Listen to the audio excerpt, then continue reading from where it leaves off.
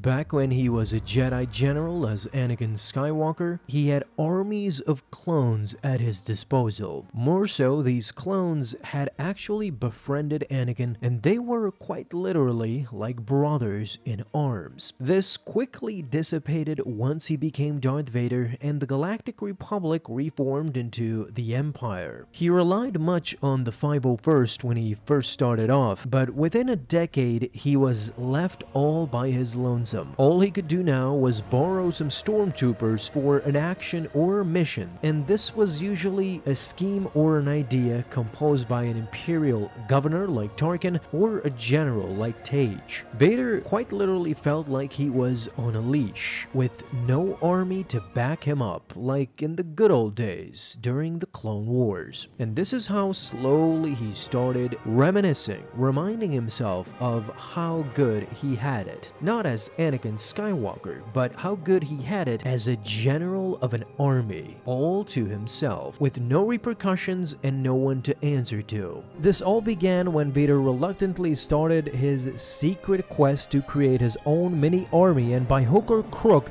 take over the entire empire for himself. To start, he located one of the most highly skilled archaeologists and engineers, Dr. Afra. As it so happens, she was in a world of trouble at that moment and Vader had to bail her out.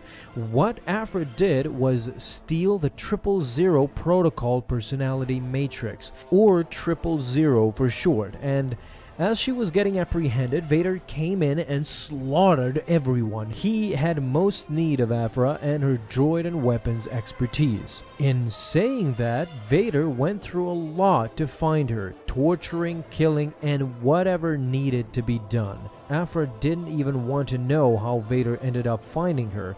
Inside her ship, the Archangel Afra was now talking insensibly, and we all know Vader hates people who talk too much. In fact, he even told Afra exactly that she is too fond of talking. But you have to understand that she was nervous, really nervous. I mean, imagine yourself, if you were in the same room as the Mr. Sith legend himself, Darth Vader, I'm guessing we would blabber a little bit too. But Afra gathered herself in the end and the courage to ask what did Vader really want with her. In this brief moment, Vader was forced to talk about the past, a time when he was a Jedi General, a time when an entire clone army was fighting beside him and he was basically the biggest hero the galaxy had ever seen.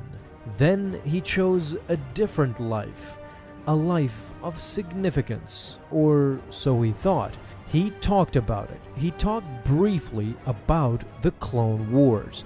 There was a time when Vader had armies at his beck and call. Unfortunately for him, that time, the Clone Wars, had long passed. Now he needed a new army, a better one, an army that would be obedient at all times with unflinching loyalty. Afra definitely did help him with that, and what Vader did with that army is a story for another day, but it was heartfelt to see Vader talk about the Clone Wars, even if it was cold and short.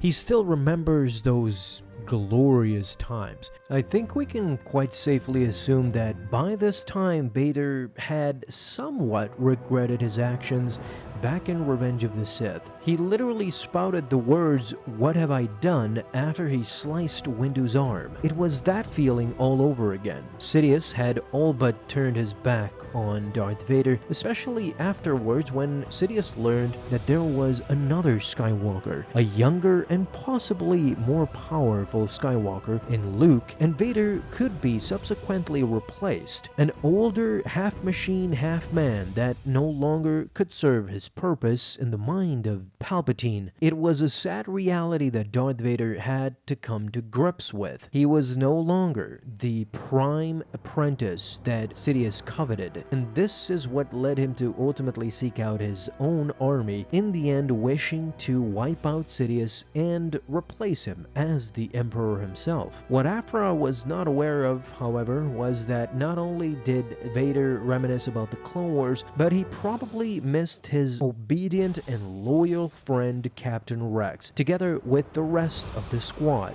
The teamwork was unprecedented, and deep inside, Darth Vader knew that he would never have that again. Even if he discovers and constructs the best droid army he could get his hands on, nothing could replace the bond that he shared with those clones. But of course, I want to know what you guys think as well, so talk to me down below in the comments. Let me know what you guys think. Thank you guys so much for watching this video, and if you enjoyed, leave a thumbs up down below, subscribe for dailies. Now you can have an awesome day, Star Wars fans. I'll see you in the next video, and may the Force be with you until then.